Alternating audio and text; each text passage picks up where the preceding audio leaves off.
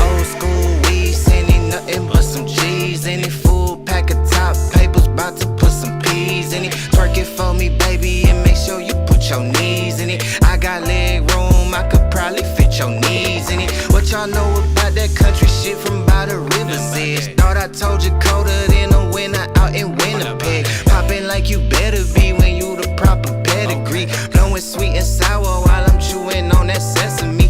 Know that God blessing me so they can't get the best of me. Sometimes he be testing me so I perfect my recipe. Cocoa butter cutter, got it cracking at the crib. We some ghetto boys now, nigga lacking where I live. I might ride around my side of town, I'm flexing, feeling fancy. Just filled up my stomach, I got extra in the pantry. Getting top and winning, still no, I don't need no plan B. Only give a fuck about my freedom and my family. Keep it playing, keep it pushing, keep them guessing, keep them looking. Keep my people out the booking, cause we legendary. I just talking how I live it. If I said it, then I meant it. If I did it, then I did it, cause it's necessary. Keep it G and keep it true to you. Just act like this ain't new to you. I treat it like it's usual, we legendary. I just get it how I live it. If I said it, then I meant it. If I did it, then I did it, cause it's necessary. Look, all my niggas fresh up out the mud like a mineral. Riding with them soldiers, they salute me like a general. Hit the coast of Florida, feeling sorta like a Seminole. No exaggeration, all my literature be literal. Little do they know I do it bigger than they thought it though. Ain't no flexing with this weapon, fuck you think I bought it for. Police call me radical, your wifey think I'm nautical. Riding to that Carter and I get just what I bought her for. Baby say she love me, don't know why she wanna leave me. All this shit out on the streets and I make it look easy. You ain't got no evidence, then you gotta believe me. Girl, I'm just a person, all that perfect shit for TV. Tally up my winning streak, I'm puffing on a power pack. Gave the wrong niggas money, bitch, I don't know how to act. No, I'm playing properly while plotting on this property. I treat you motherfuckers like examples of what not to be. Keep it playing, keep it pushing, keep them guessing, keep them looking. Keep my people out the booking, cause we legendary. I just talk it how I live it. If I said it, then I meant it. If I did it, then I did it, cause it's necessary. Keep it G and keep it true to you. Just act like this ain't new to you. I treat it like it's usual, we legendary. I just get it how I live it. If I said it, then I meant it. If I did it, then I did it, cause it's necessary. In position for the acquisition of some major paper. I'm just dipping, we ain't even tripping. You could thank me later. Sauce and dripping, hoe, I'm finger licking, serving different flavors. See me flicking while I'm chasing chicken, plying on some acres. Ayy.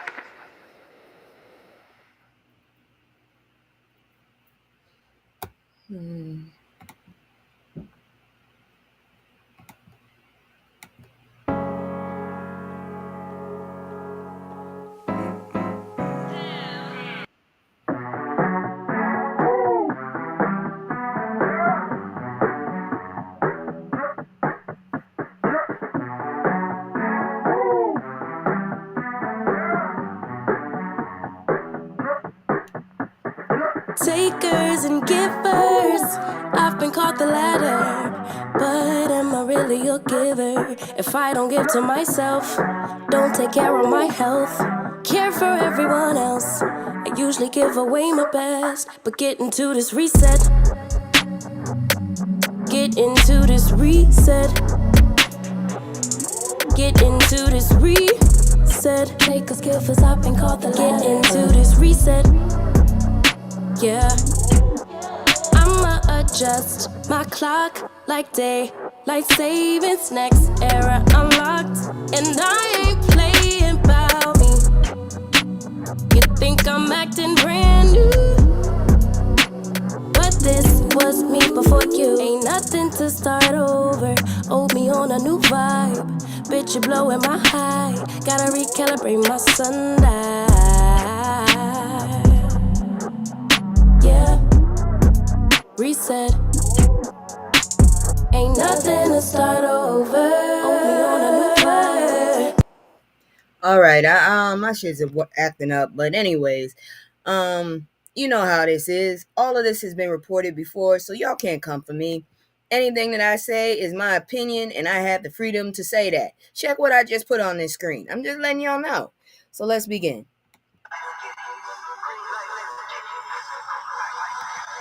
Green light, let's get it. I'm the future, I'm in it. Check score, I'm winning. Green light, let's get it. I just win. I'm a fan. All right, I don't know what's going on with my shit, so apologize to that. It ain't working right. I think I need a new computer or something, maybe, because this shit is pissing me off. But anyways, how y'all doing? I will take this screen off once I get my shit together.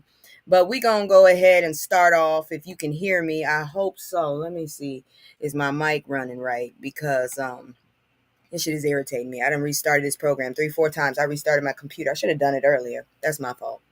But anyways, yeah, I think I'm up there. So first and foremost, I just want to say hello. Thank you for tuning in as always. Give me just a second. Hi.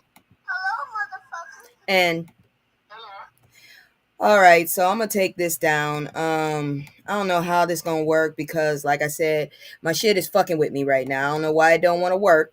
I'm gonna try again because this is ridiculous. But I will continue to tell the story. So unfortunately, we got some sad news. I'm now I really know I'm getting old because these are the people that I used to listen to when I really wasn't into music like that. You know, when you first opening up to a world of music, you don't really be messing with it like that. But this kind of threw me off. So let's check this out, man.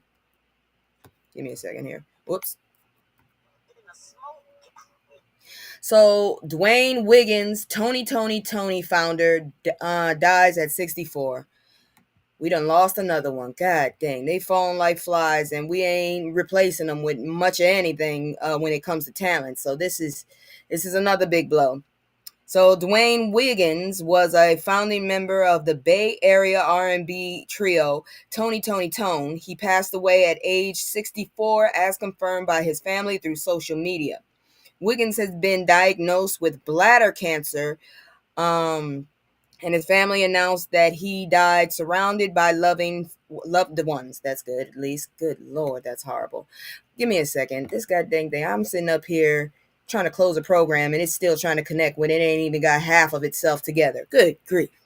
Anyways, over the past year, Wiggins privately fought against bladder cancer. Despite his illness, he remained committed to his family, music, fans, and community during this time. The group rose to fame in the late 1980s, establishing a significant presence in the R&B scene.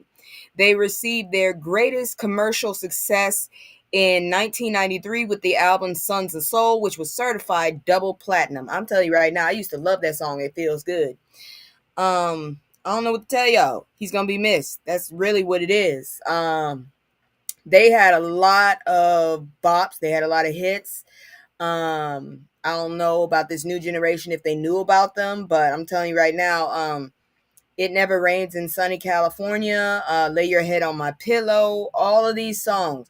I thought they were done, and then all of a sudden they came back.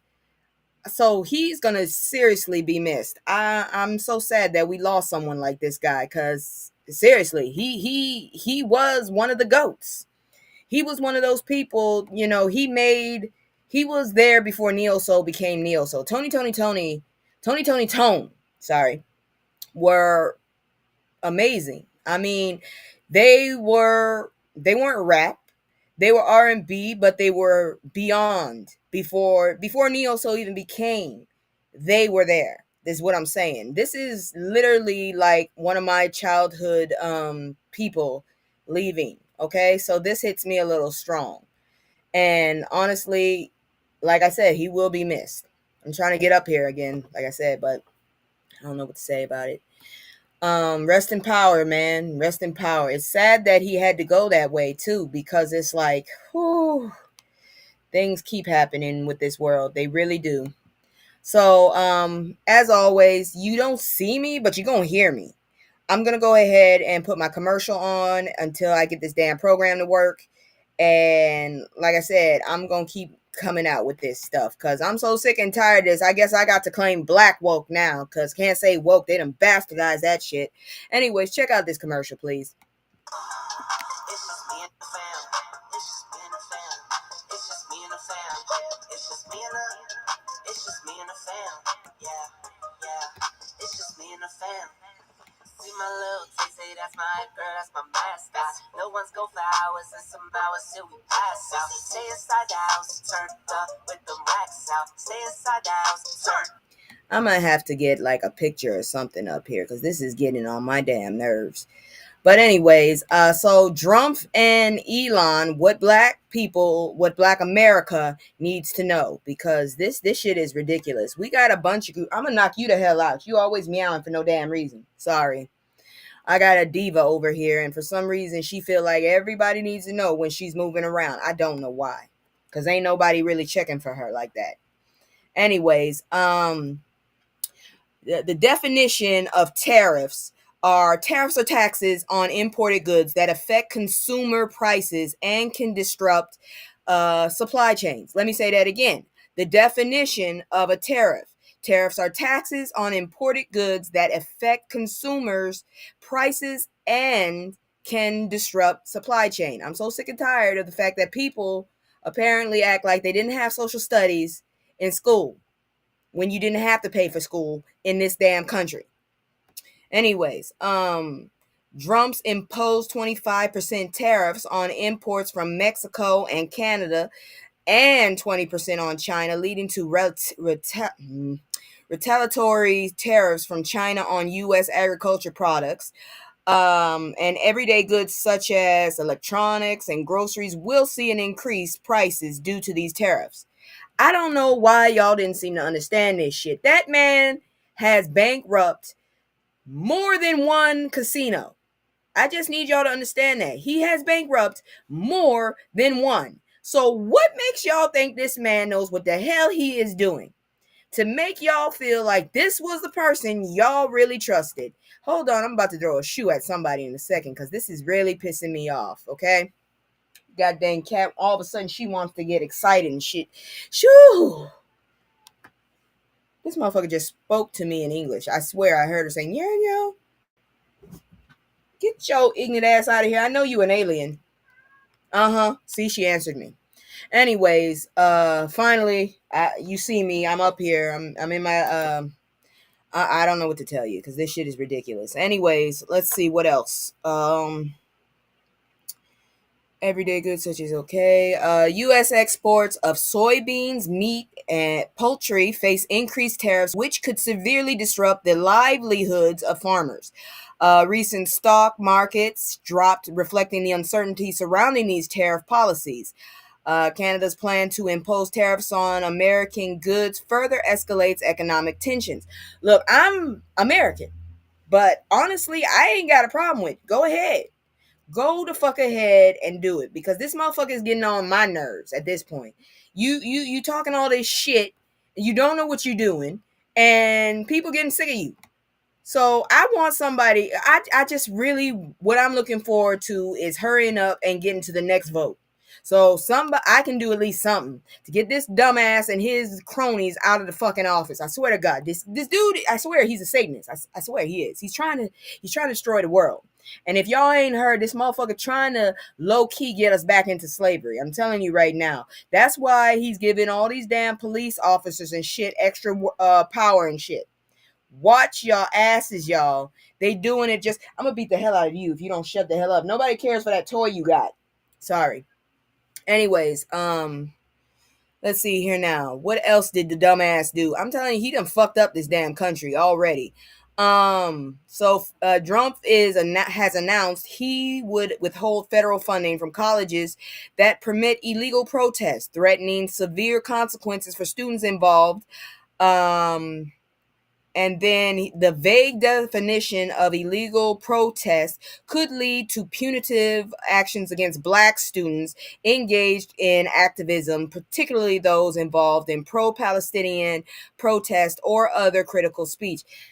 Y'all need to fall the fuck back. You gonna get caught up in this shit. This ain't got nothing to do with us. If you fucking do this, y'all go out there, you gonna play into their game. They trying to get us into slavery, and the only way they can do it is by arresting us. Fall the fuck back is what I'm trying to tell y'all. Fall the fuck back. These motherfuckers, they done sat up there and scared all the people that was getting paid under the table. Now they trying to do it the legal way, and the only way they can put us back into slavery is by arresting us. Fall back. I'm not having my kids pick cotton. Fuck you. Okay, so universities may preemptively restrict students' expression to avoid funding loss, undermining their role as spaces of social change. This motherfucker is fucking up the country so bad. Trump is considering an executive order to dismantle the Department of Education, which could weaken its core functions. The Office of Civil Rights, which protects against discrimination, could be severely impacted, making Black students more vulnerable. The potential loss of federal funding for low-income schools could exacerbate educational inequities in communities with significant Black populations. Access to high programs like the Pell Grants could be disrupted, limiting college access for Black students. Not to mention the jackass, that pale piece of shit Musk amplified calls for Trump to pardon Derek Chauvin. Mr. Chauvin, you are going to go back to jail anyways because you have state crimes as well. He can only pardon you for federal. You will go back to jail. And that's probably the best place for you because if you are out on the street, I'm pretty sure it's on site for you, sir. I'm not even going to play around.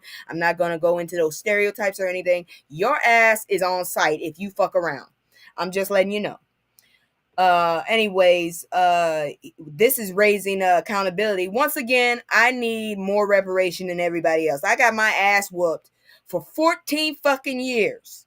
Wait a minute, no. Let me do that. Let me do the math. 11 fucking years I got my ass whooped to learn accountability. And this shit right here, I need reparations for that shit. And I need reparations for my ancestors. Y'all motherfuckers getting on my fucking nerves. Shit. Oh, go ahead and let this dumbass out. You killing him. I'm gonna tell you that right now. You going ahead and putting a target on that man's back because everyone knows what that fucker looks like. A presidential pardon would not affect Chauvin's conviction, but it could undermine public trust in the justice system. The push for pardon appears to be a performative act aimed at stirring racial tension rather than seeking legal justice. They're basically telling you that we need to advocate against this potential harmful policies and encourage the Black community to stay informed and engaged. So now we got to make a new word. Fuck it. I'm Black woke. I'm not woke. I'm Black woke. Because y'all not going to fuck over my shit. I know what the hell woke meant.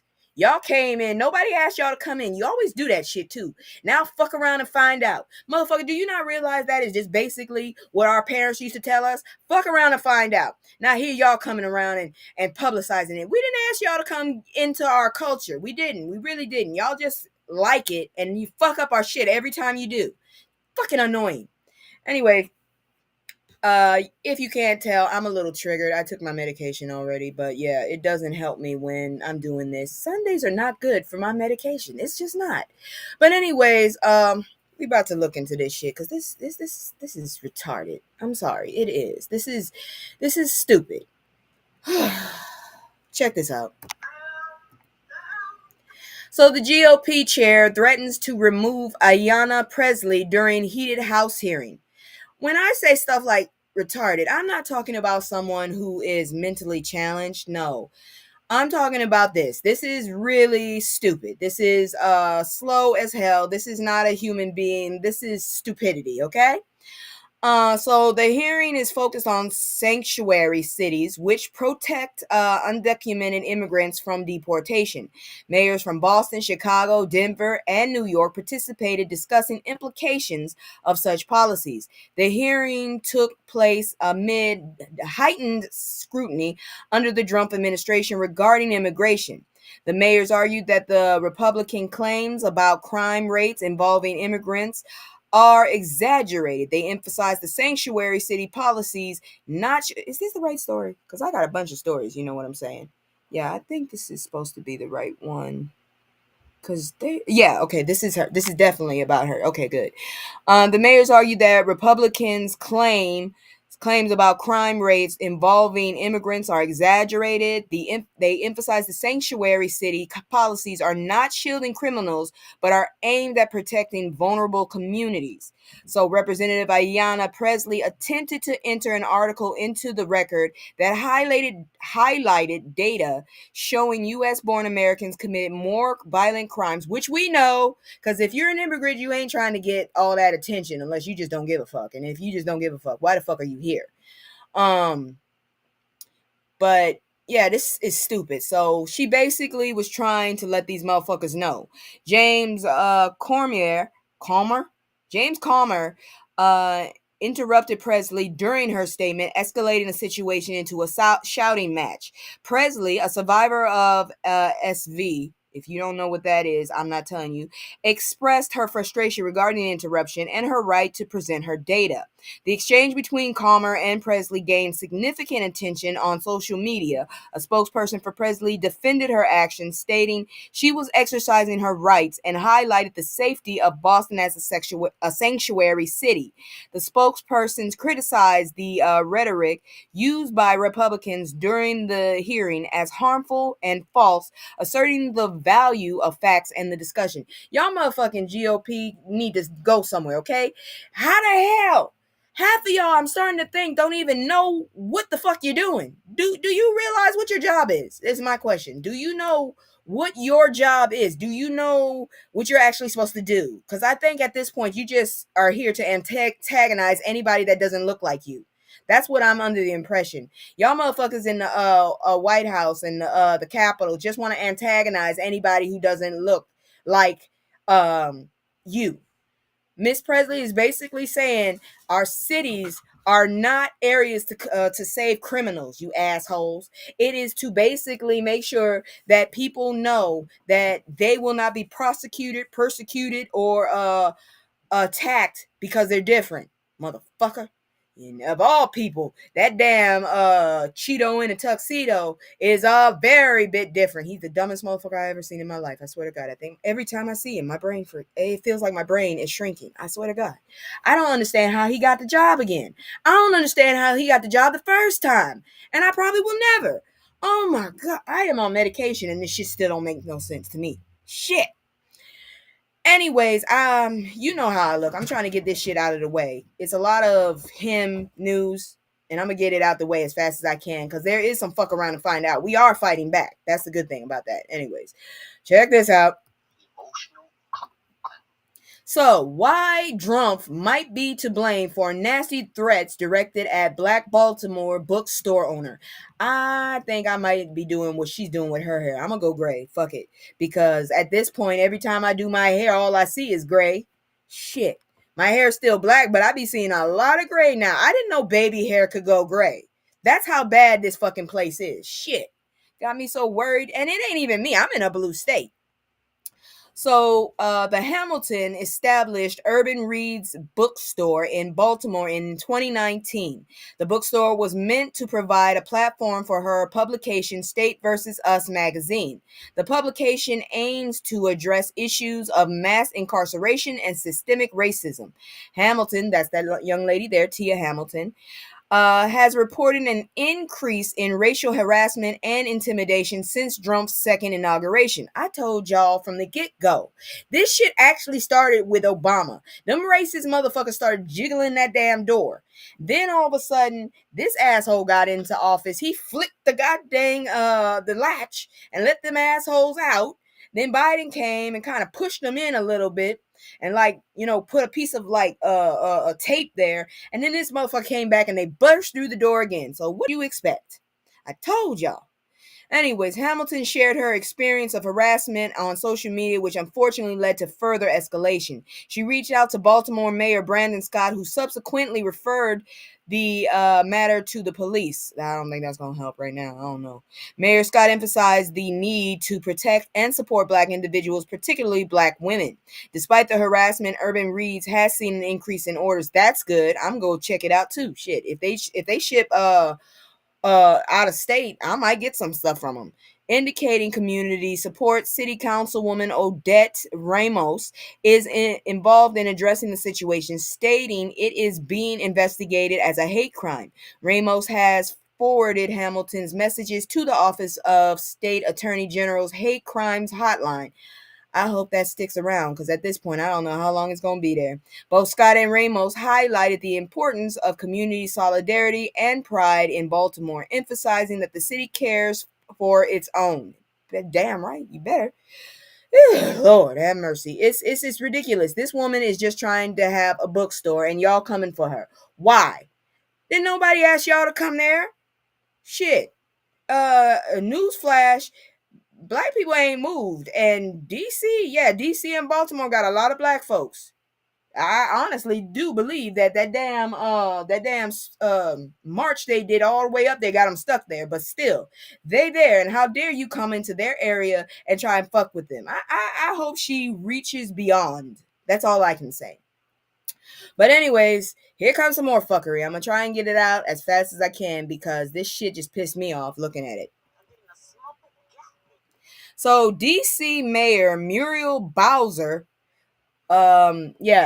to remove Black Lives Matter Plaza amid pressure from White House. If this man ain't, let me explain something. Not 1 second have any person with European descent been able to fucking run this country as it is without the help of others. What the fuck is wrong with you assholes trying to go to a time where it was just y'all, and it never was because this land is stolen, okay? And tell me, please, what made y'all feel like this right here? Y'all got other things to do, but you're still fucking with us. What we do to y'all? We can't even go back because you fucked around and dipped your damn sticks in the Kool-Aid and fucked up our damn flavors. Shit. So how the hell we gonna go back? How the hell? We can't go back. There is no back. So you just gonna fuck with us? Look, Cheeto in a fucking tuxedo. Your ass ain't even been here that long. You just second generation. Take your ass back to Ireland or Germany. I don't fucking care. They'll accept you, either one. So anyways, shit. Mayor Muriel Bowser confirmed plans to remove Black Lives Matter Plaza and its murals. The timeline for these changes has been established. The mural will be replaced with a new design created by DC school children. Well, that's all right, I guess. Bowser stated she had made the decision several days prior and indicated it was partly due to, I hate your name, but then again, I think it fits at this point right now. It was partially due to discontent from the White House. Punk. Black Lives Matter Plaza was designated in 2020 following the murder of George Floyd and subsequent protests. The original mural was unveiled on June 5th, 2020, and was paved over about a year later, but replaced again, becoming a permanent installation on October 21st. What the fuck went down then? Yo, you get on my nerves. I promise you. How about y'all racists go and find a new country? How about that? Because seriously, you needed us. Now you want a white country. Go away then. Fuck. Go find another country. Shit. I don't think anybody's up there in the Arctic. Go up there. Shit. Y'all never know when each other's moving. Damn motherfuckers. Republican Representative Andrew Clyde introduced a bill requiring the renaming of Black Lives Matter Plaza to Liberty Plaza. The bill mandates updating of all government documents and websites to reflect the new name covering the existing mural. Should the plaza name remain unchanged, the bill proposes withholding certain federal funding from D.C. Tell me you're a racist without telling me you're a racist. Bowser does not support renaming the plaza to Liberty Plaza. In a statement, she noted that the mural had inspired many during a difficult time, but emphasized the need to focus on economic growth and public safety, especially in light of federal job cuts. Clyde expressed satisfaction with Bowser's announcement, stating his goal to remove what he describes as a woke, divisive slogan from the Capitol. He criticized the financial expenditure related to the plaza and previously advocated for repealing the the controversial soldier. Man, they fucked up right here. But I mean, he criticized the financial expenditure related to the plaza and was previously advocated for repealing the hum summary. That's what it said. The document discusses the controversial social media post of Kingsley Wilson, a deputy press secretary at the Defense Department appointed by Donald Trump, highlighting her history of. Oh, I'm sorry. I went into a whole nother story. I just cut myself with that one. I didn't put my stories where they were supposed to be. So sorry. How the fuck did I do that?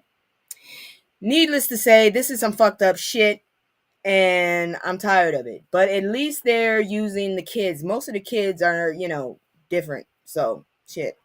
I'm so sorry. I'm tired of that damn word different. But at the same time, it is what it is.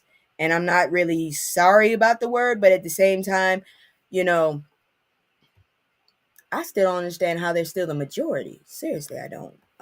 Anyways, nationwide, worldwide, they're not.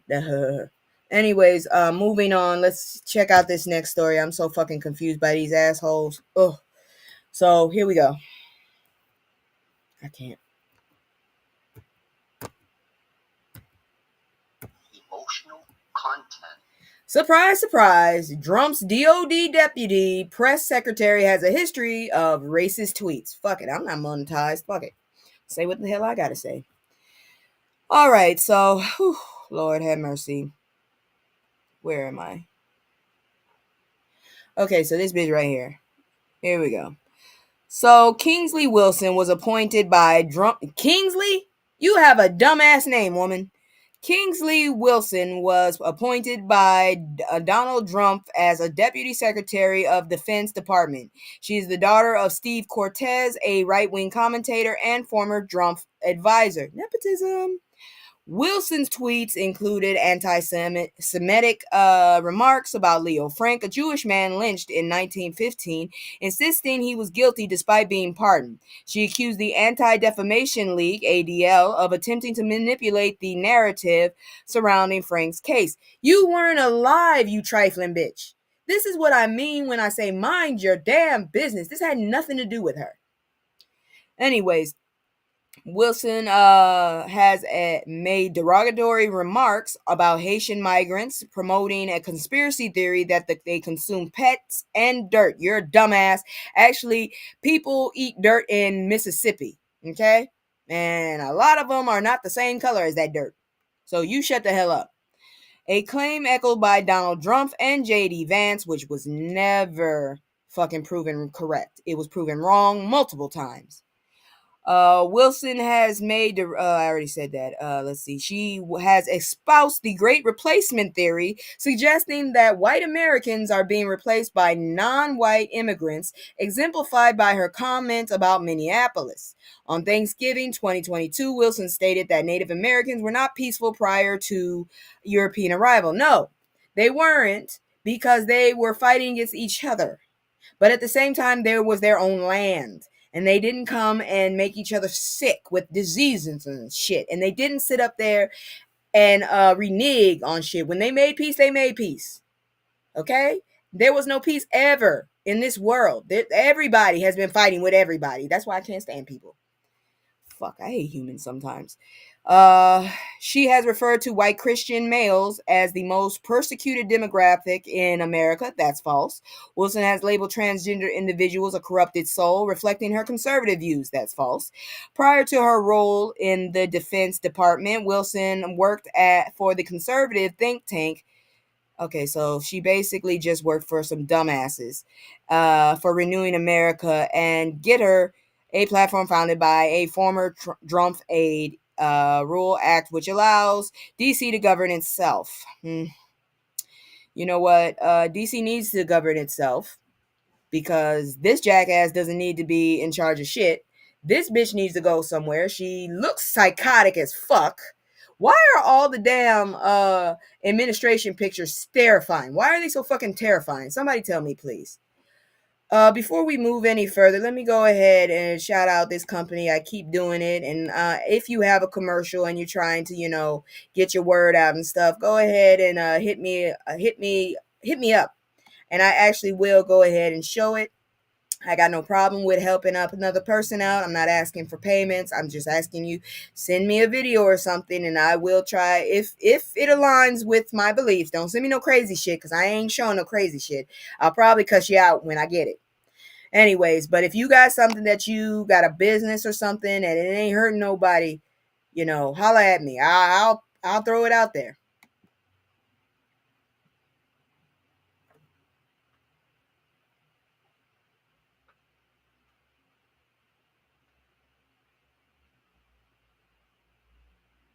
Right?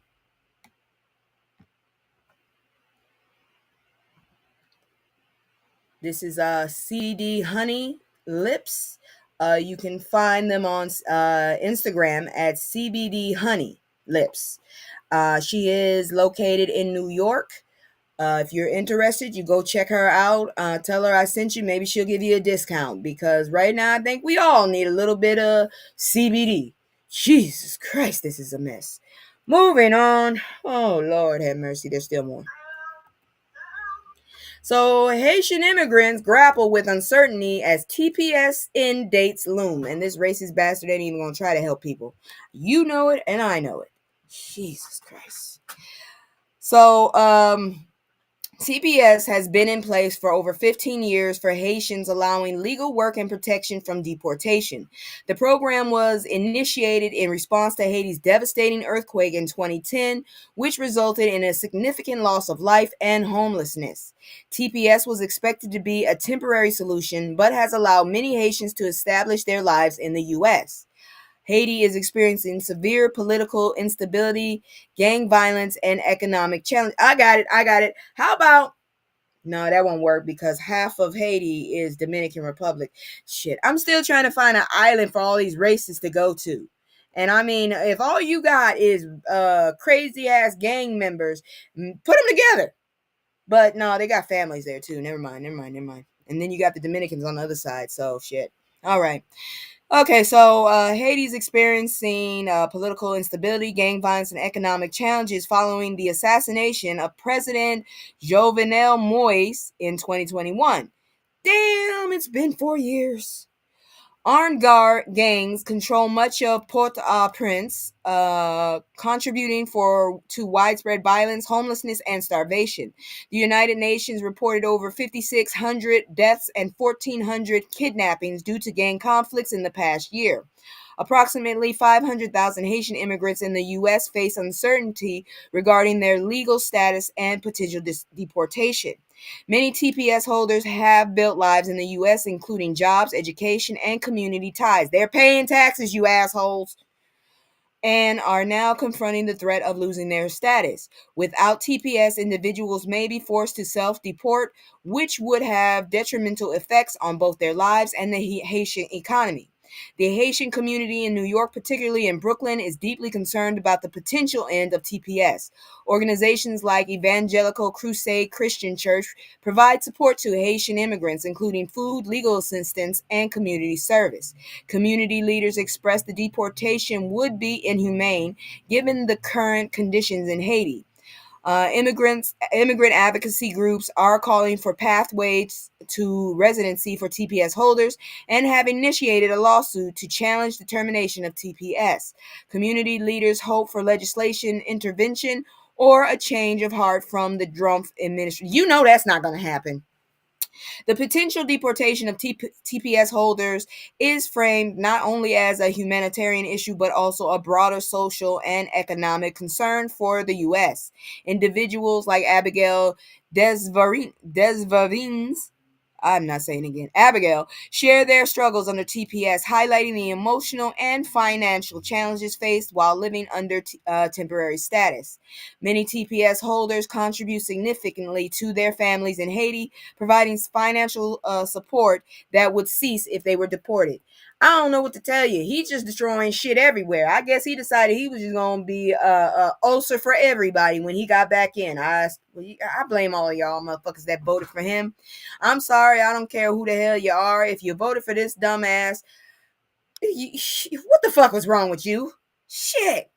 I'm starting to question your intelligence at this point. Did you not hear what the fuck this motherfucker said he was going to do and you didn't believe him? Oh my God. He actually went. Fucking evil people have gotten a hold of this dumbass and they know how to control him because he's stupid. So you go ahead and get a stupid ass person that everybody, I don't know how the hell he got everybody to trust his stupid ass, but you go get a dumbass like this and everybody is jumping on board to listen to him because he's not a black woman. And then you get this bullshit. Oh, somebody help me. Whew. All right. We're going to move into some more stuff. You know how I got my foot on these retailers' neck. Let's check this out. Oh, I have a headache. So, U.S. retailers publicly scrapped some DEI initiatives while quietly supporting others. You know what? Made me think of Cool Mo D. Ain't no half-stepping, motherfucker. You half-stepping, and I don't appreciate it. I do not appreciate that at all. Let's see here now. Major retailers like Target, Amazon, and Tractor Supply have publicly scrapped their DEI programs. Despite the official discontinuation of DEI initiatives, these companies continue to provide support for the LGBTQ pride and racial justice events privately. Man, you're cowards. If you can't have my back publicly, I don't want you to have it privately. That sounds dirty. Anyways, the motivation behind these changes includes legal threats and political pressures following statements made by former president and current felon Donald Trump regarding DEI practices. Advocacy groups assert that DEI programs address historical bias and discrimination, contrary to detractors who argue for merit-based hiring. Companies are attempting to balance their corporate values with stakeholder satisfaction while minimizing legal risk, according to legal experts. Half-stepping. Thank you. You're an asshole. Tractor Supply ended a DEI program focused on increasing management diversity and ceased participation in the Human Rights Campaign Corporate Equality Index. However, internal conversations indicate a desire to continue to support a resource group for underrepresented employees.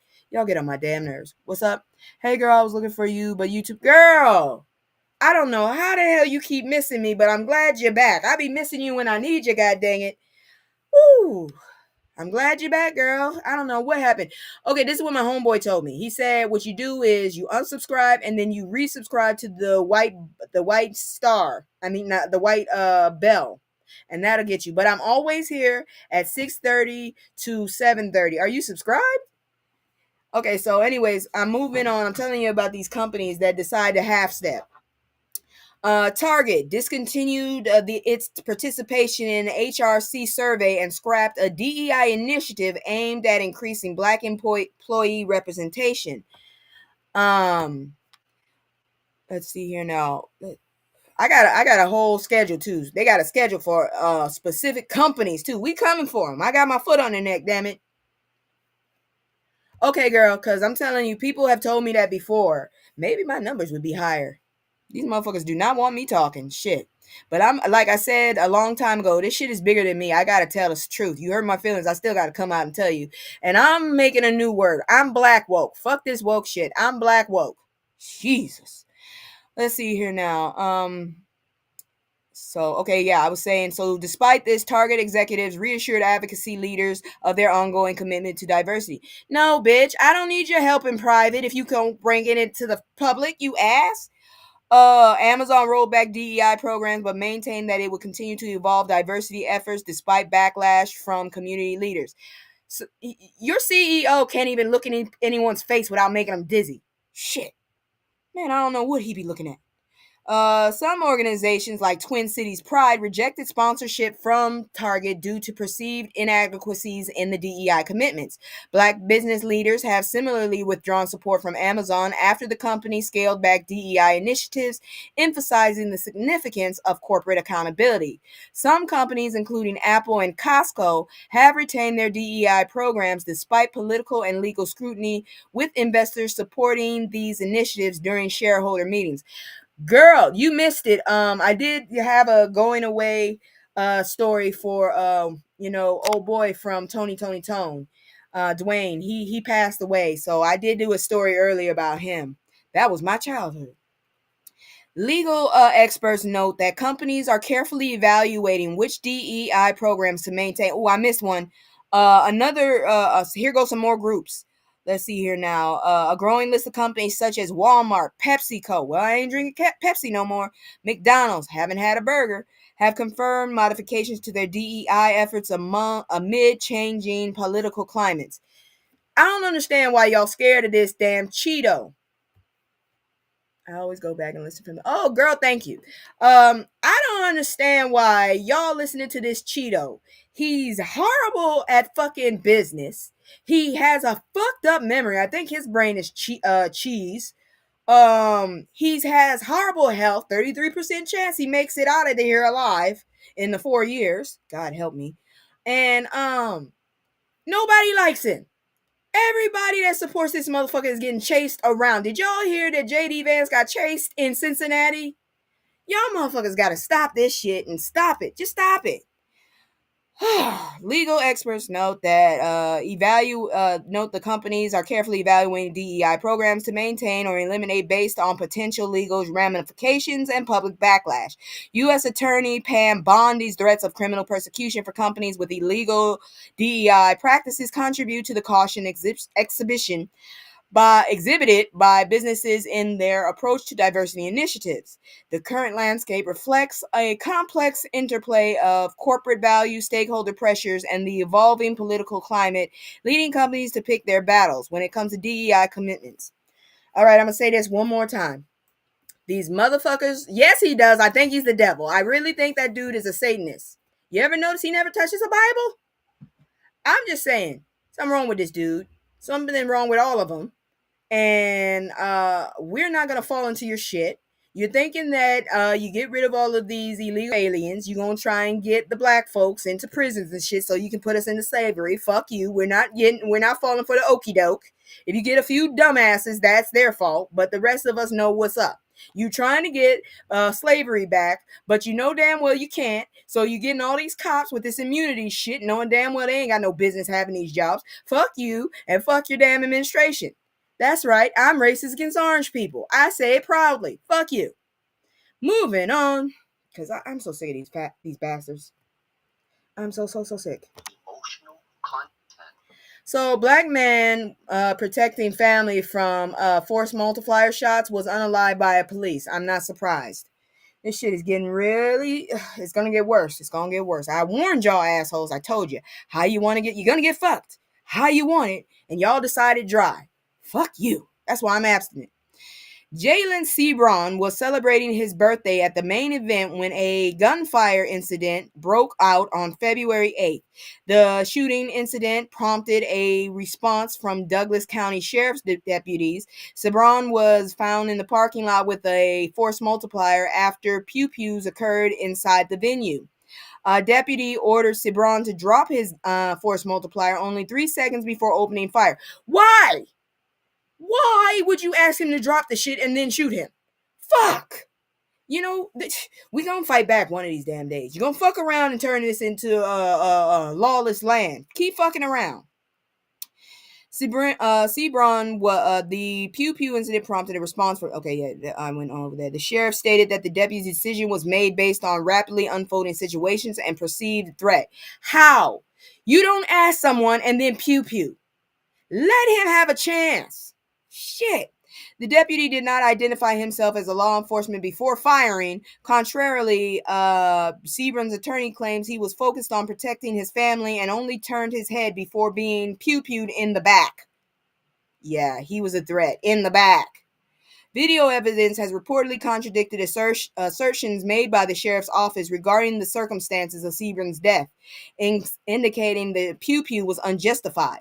A woman has been arrested in connection for the initial pew-pew incident inside the main event. Sebron's family plans to file a civil lawsuit against the sheriff's office, asserting that the officer's actions violated department policies regarding warnings and identification. Attorney Tyrone Glover emphasized that Sebron was in a defensive posture and not aggressive during the incident. Hey, Miss Bev, I ain't seen you in a long time. I'm telling you right now, y'all can kiss my ass with this bullshit. How the hell do y'all sit up there and demand people to do stuff and shoot them anyways? You get on my motherfucking nerves to serve and protect my ass. Y'all ain't served and protect nobody but yourselves. Ignorant bastard. They weren't even. Why weren't you inside, you asshole? Where the real threat was. This man was trying to get his family in the car and keep people from eliminating his numbers. Bitch. Oh, sorry. I just don't like these motherfuckers. I gotta hurry up and get my graphics back. Shit. I had to clean my computer. I think I gotta clean it again. But anyways, here we go again. These motherfuckers here. Emotional content. U.S. economy likely generated 160,000 jobs last month, but Trump's trade wars cloud outlook. Let me just go ahead and say this much. Did y'all know racism cost this country trillions of dollars? Not millions, trillions of dollars. These jackasses are shooting themselves in the foot just to hate on us. And we don't want shit to do with y'all. And I miss you. I go back and take the replay. Thank you so much. I'm telling you right the fuck now. Y'all need to stop this. You could be saving so much money. You could be richer. You so worried about being rich. You could be richer if you stop fucking being worried about the color of the skin of people working for you, assholes. Because honestly, this country would still be dust, dirt, and fucking would if it wasn't for all the other people that came over here. You dumbass bastards, get on my nerves. So economists anticipate the addition of 160,000 jobs in February, an increase. Yeah, this was reported on March 7th, so I'm not going backwards. An increase from 143 in January. The unemployment rate is expected to remain steady at 4%. The American job market has shown resilience, but has cooled down from the robust hiring of 2021 to 2023. Wonder who was in charge then.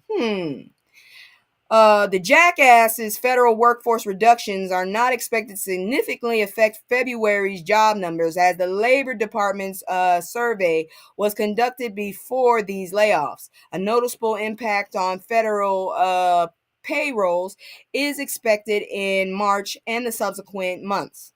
Hiring in leisure and hospitality sectors is anticipated to rebound after disruptions from January's wildfires in Los Angeles. The potential, I don't know what the hell y'all talking about, because Canadians are not coming down here. And I wouldn't think a bunch of rich Mexicans would want to be up here either. The average growth last year was 166,000 per month, down from 216,000 in 2023, 380,000 in 2022, and a record 603,000 in 2021. Exactly. That right there, jackasses. Inflation peaked at 9.1% in June of 2022, but dropped to 2.4% by September 2023, prompting the Federal Reserve to cut interest rates 3 times in 2024. Economists project a 0.3% increase in average hourly earnings for February, down from 0.5% in January.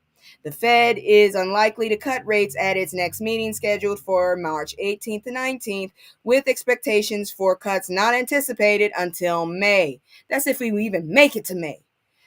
The economic outlook is becoming increasingly uncertain due to Trump's trade policies and the threat of steep tariffs on imports. Look, dang it, at the very beginning, I told y'all the definition of a tariff. Now, if you don't remember that shit from social studies and you don't remember it from this, fucking go jump in the ocean. I'm tired of this shit. Y'all ain't making no sense. We about to go in flames. Whew. Potential tariff increase could lead to changes in business strategies, impacting hiring, wages, and consumer spending amidst inflation concerns. Oh, I'm so glad I'm in a blue state.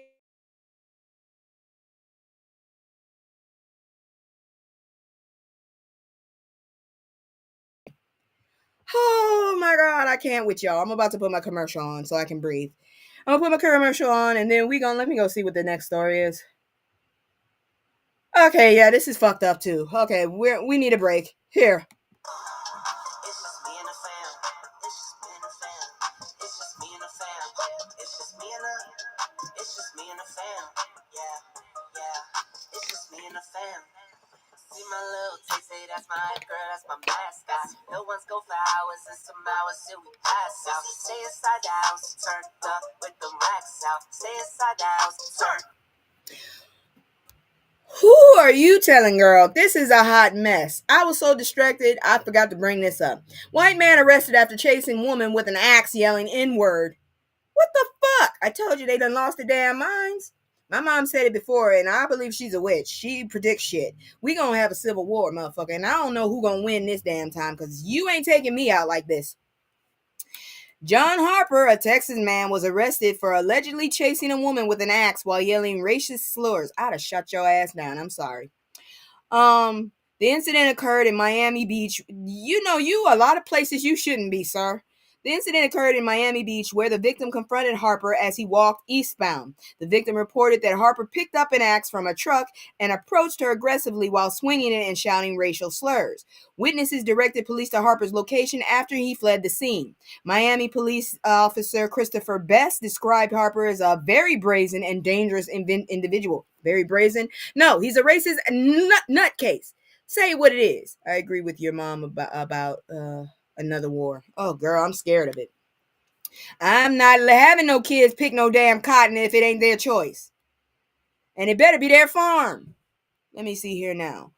Here in the Miami Beach Police, they got a beach police department ATV unit apprehended Harper after he dropped the axe and attempted to run away. Why the fuck did you pick it up? You just decided you were gonna off one of us, motherfucker. We ain't the same ones. I said it before in my short, and I'm gonna say it again. We are not our ancestors, and we're a lot smarter.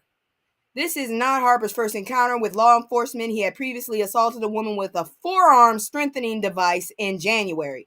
At the time of the axe incident, Harper was out on bond from an earlier assault charge. Y'all let these bitches out, huh? Following the incident, Harper is being held at the Turner Guilford Knight Correctional Center in West Miami-Dade. I hope you never get out, you lunatic. That motherfucker should have been let out the first time. And then where the hell are the black, something? I don't know. It must be pockets of us, but we need we need more people like us, because I'd have been jumped on that motherfucker seeing him chasing after a woman, especially a black woman with a fucking axe. I'd have jumped on his ass. Somebody should have helped her. Shit. Maybe they did. I wasn't there to see it, but all I know is that motherfucker got a few steps in to scare the shit out of her, and I think that's too much. Oh. But anyways, it is time for everybody's favorite part. Fuck around and find out. Or as they said, sorry, I put a lot of bass in that. I'm sorry. I'm triggered. I'm so triggered right now. I'm tired. I used to be gentle. I promise you I used to be gentle. Here we go. I don't want this second, I want this. I'ma lick my ex with, I'm alright. I've been moving like a hot. So, a Trump supporting dentist gets 2 years for sending violent online threats. Fucking dentist. I need a black dentist. Let's see here now. Let me get the whole story. Okay, here we go. Richard Glenn Cantwell, a dentist from Tampa, fucking Florida, who supported Trump, was sentenced to 2 years in prison for sending more than 100 violent and racist threatening messages. The charges included interstate transmission of threats, with some targets being religious and political leaders. Cantwell's troubling behavior was highlighted during a plea hearing and maintained that he had no intention of following his threats. Why the fuck did you send him then? Half-stepping. Again, with the half-stepping. We all have that same energy today. Don't worry about it. Okay, thank God. All right, so he was sentenced to 2 years in prison after pleading guilty for 4 counts of interstate transmission of a threat. The charges were based on over 100 threatening messages he sent via text and social media. Cantwell's messages included violent and racist language targeting various individuals, including a religious leader and a political figure. I got a baseball bat in my car. I'm not joking. I just showed it. I really do want to use it. I'm telling you. I chased one of my friends around with a butcher knife when I was a lunatic child. I'm telling you. I had issues, okay? So don't think I won't hit somebody with a baseball bat. Shit. One message threatened to unalive the religious leader, stating, "Being the antichrist piece of shit that you are, we're going to unalive you, torture first, then unalive. You need to get your ass whooped, sir." He warned another individual, "Hire extra security, you're gonna need it," referencing necessity for protection due to the threats. Cantwell's reportedly claimed that a political figure was a number one target and used graphic threats, including, it better not have been Jasmine. I feel like if people actually stepped up to Jasmine, she probably would whoop your ass. That hair, I don't know how much of it's hers, but I'm pretty sure she wouldn't have a problem throwing down and whooping asses. That's all I'm saying.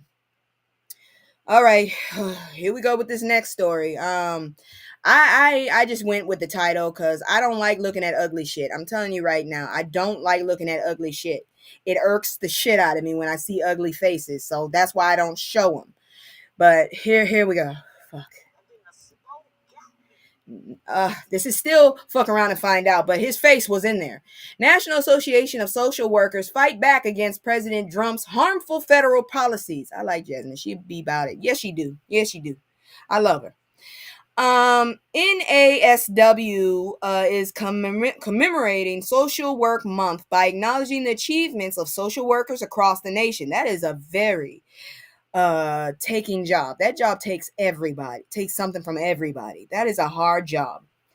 The organization is also protesting against harmful federal policies introduced by President Felon Trump, which threaten the effectiveness of social workers. Social workers and federal agencies face significant challenges due to layoffs, particularly those initiated by the douchebags. You know who the hell they are. The Department of Health and Human Services has experienced substantial staff reductions affecting critical programs like Medicare and Medicaid. The dumbass in charge right there don't know what to say because people are dying from measles. Measles, a fucking disease that we actually had conquered at one point and had in a fucking chokehold. Suddenly, we're having a fucking uprising of it, an epidemic, because we got a jackass who ain't even got half his brain in there. Oh, Lord, y'all so stupid for voting this. Why didn't you research? People don't take voting seriously. Bitch. Trump's policies, including the dismantling of the Department of Education and restrictive immigration laws, disproportionately impacts vulnerable populations. Just wait until McDonald's is affected. I bet you then you'll knock this shit off. Vulnerable populations, including the alphabet mafia community and people of color. I'm not saying all of them damn letters, and I'm considered under one of them, the A, I guess. I don't fucking care. The cuts to federal programs jeopardizes the quality of care and support that social workers can provide to vulnerable communities. Dr. Anthony Street, CEO of NASW, emphasizes the need for social workers to transform empathy into advocacy and care into change. NASW is actively opposing restrictions on Medicaid, Medicare, including gender-affirming care. The organization is guiding members on how to handle the presence of ICE in schools and healthcare settings. Why the fuck are they there? Don't go into schools and the healthcare. That's just rude and ignorant. Shit, y'all ghetto. And you got the nerve to call us ghetto. Y'all ghetto. Oh. NASW is advocating on improving conditions with the social work field, including higher reimbursement rates and enhanced workplace safety. In January, NASW Massachusetts launched a toolkit titled Coping with Election Stress. I need to go there. To help social workers navigate the challenges post-election. I need to talk to my psychiatrist. We still haven't gotten into this Trump thing, and that's what's got me tempered up now. In January, social workers often experience divisions due to differing political views, which can hinder their professional relationship with clients. Leaders like Lori R. Appleton and Rebecca Giwitz stress the importance of meeting clients where they are and maintaining professional integrity regardless of political beliefs. Dr. Street calls for year-round recognition of social workers' importance and urges collective action to ensure they have necessary resources to make a difference in their communities. I can't believe people are still supporting this dumbass. I don't understand. And if you're wondering, I am wearing a hat. My head ain't like that. Yeah, I've seen those videos with people hiding cocaine down their hair. Yeah, not me. Anyways, we still in that fuck around and find out. So I think I just want to play it again. Here we go, because this one's funny as hell. I love it. Play, damn it. You gonna play. You not gonna play with me, damn it. But you gonna play. I don't want the second, I want this. I'ma lick my hands with, I'm a ring. I've been moving like a hot. Okay, before I move on, first of all, that dumbass can't talk right. His family don't even back him up. They didn't vote for his ass. They literally said vote for somebody else, not this dumbass. And then this dumbass there's a lot of dumbasses. I just need to point that out.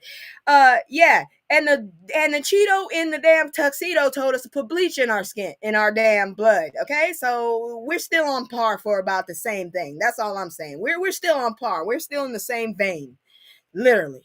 Oh. So Karen gets arrested after racial attack on Florida cops who were initially letting her leave. I love it. I love to see when they get their foot all up down their throat. Christina LaBoy was stopped by police for driving over 100 miles per hour, swerving. Initially, the officers, including a black officer, planned to let her go due to insufficient evidence for a DUI arrest. It's the 9th. That means that they're no longer doing their quota yet. She would have got arrested had it been the late month. She would have really got arrested had it been later in the month. But they already got their quota. So that's why they was going to let her go. I'm just letting you know. LaBoy made a series of racist comments that escalated the situation. LaBoy remarked on a black and white factor during the interaction, suggesting a race-related grievance. She referred to George Floyd while threatening the black officer, showcasing a misunderstanding of racial tension. Despite being given grace by the officers, LaBoy's behavior turned confrontational and aggressive. LaBoy continued to berate the officers on the phone while waiting for her son. Her threats toward a female officer crossed the line, leading to her arrest. After being handcuffed, she accused the black officer of sexual harassment. I constantly pray God keeps saying, because it's some lunacy. Girl, I be praying for him to stop this. This is ridiculous. And you know what's crazy? I'm not even praying for myself. I'm praying for all of it to stop. Jeez. And I was homeless. Good grief. Let's see here now. The boy continued to berate the officers on the phone. After being handcuffed, I already said that. LaBoy was charged with simple assault on a specified personnel, corruption by threat of a public servant, and resisting an officer with violence. Her arrest occurred despite her initial privilege, resulting in no charge for her reckless driving. The incident is characterized as a bizarro Karen moment where LaBoy weaponized her white privilege against herself. You are so stupid. LaBoy's comments during booking revealed her failure to recognize the irony in her situation, as she highlighted her whiteness while resisting accountability for her actions. Bitch, that's why you got arrested. And they got the nerve to think we're jealous of this. You got to be out your damn mind. I'm jealous of the next successful black woman. And guess what? I ain't going to hate on her. I'm going to try and get up there with her. Y'all get on my damn nerves. All right, y'all. Let's move on. Let me go ahead. So, this is some shit that all of us need to pay attention to. This is some fucked up shit, and we in trouble. I promise you, we in trouble by this one here. Woohoo! We are in trouble. Let me see if I can find this damn story properly. Because I'm telling y'all right now, this asshole gonna get us in some shit that we do not need to get into. Okay, no, not that one. Okay, hold on. Oh, maybe I don't need to say that story. I don't know, but let me keep going. Because, yeah, I need... all I'm telling you right now is if he gets us an award, we in trouble. That's basically the story. But I guess I was moving too fast, so I'll just move to the next story. Shit, fuck it.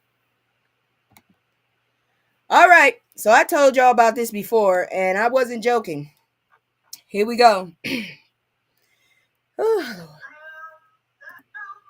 Amazon boycott started on the 7th, and here's what you need to know.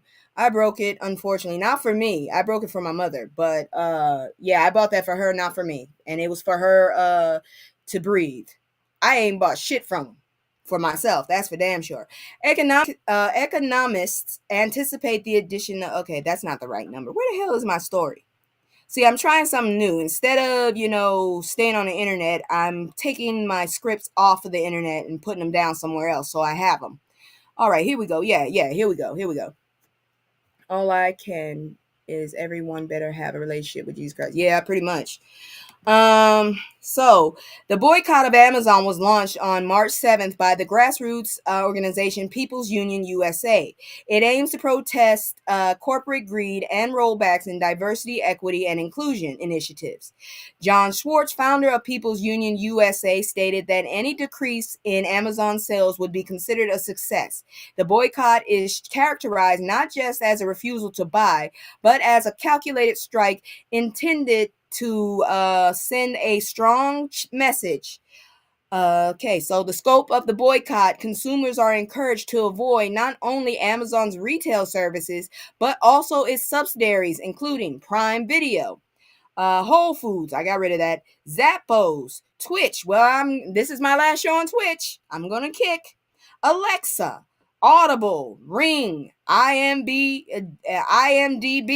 Participants are advised to unplug Alexa devices, turn off Ring cameras, and pause viewing on Prime Video. I can stop the Prime Video. I ain't got a Ring. I'm about to knock your ass out because nobody wants that damn fuzzy ass ball you crying about. Sorry, that was my damn ninja cat over there.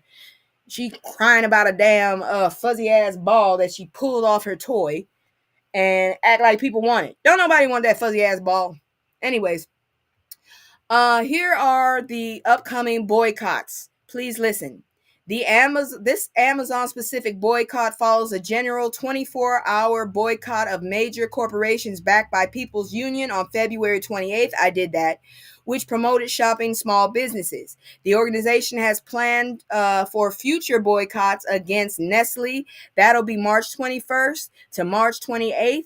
Walmart from April 7th to the 13th, and General Mills from April 21st to 27th. That is again Nestle March 21st to March 28th, Walmart April 7th to the 13th, and General Mills from April 21st to 27th. There are other boycotts going on, but that's the one that for this story. I'm actually observing month-long ones, so yeah. Moving on, here we go. We are now into the educational moment, so now I don't have to look like a nutcase. Check this out while I pull up the stories and stuff, because I'm telling you right now, we need this.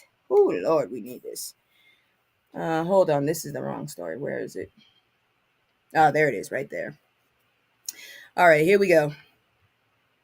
Here's my education thing. There it is.